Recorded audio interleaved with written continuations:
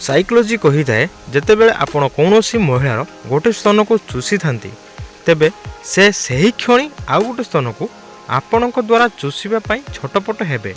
जदि यह आपण न करती तेबे से निजे आपण को चूसवाई कहिबे बा निज आंगुली रे दलिबे।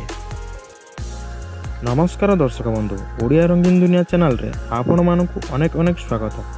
आज आपण मानक पई नै आसी एमिति एक वीडियो जहाँ आपण माने जानि नथिबे। यदि देखिथिबे आमको कमेंट माध्यम रे निश्चित भाबे जणाइबे। तबे चलंतु फ्रेंड्स, विलंब करी आजिर वीडियोटी को आरंभ करिबा।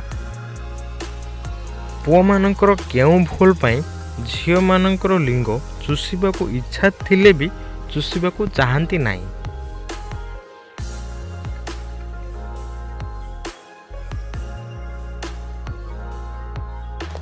यार उत्तर होउछि लिंगरु दुर्गंध करुथुबा कारण पई ओ चारिपटे बाळ थिबा कारण पई।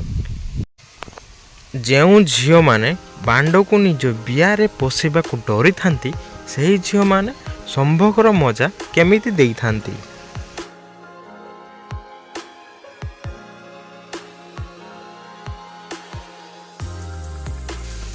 यार उत्तर होउछि बांड को चूसी चूसी ओ मांडीटी को हलई हलई पानी बाहर करी मजा देई थांते। महिला मानक बिया को फुंकी देवा द्वारा तांको केमिति अनुभव होई थाए।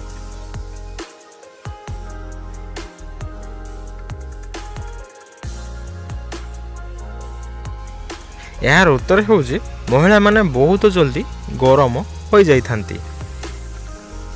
केउ भली पुरुष माने पशु मानक धरी गेही देई थांती।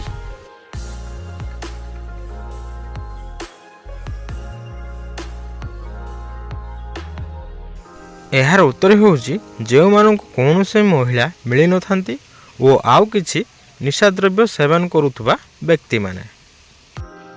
साइकोलोजी कही थाए जेते बेले कौन से एक बड़ मांड थिबा पुरुष कौन से एक महिला को दबाके गेही थाए तेबे यह सही महिला पई जंत्रणादायक होइथाए नचेत आनंददायक होइथाए।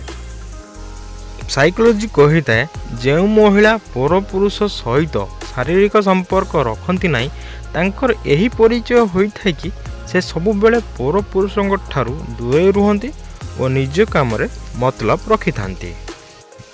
साइकोलोजी कही थाए निज स्त्री रो पिलालियामी सही पुरुष सारा जीवन बंचई रखी थाए जो पुरुष निज स्त्री को सच्चा हृदय भल पाई थाए।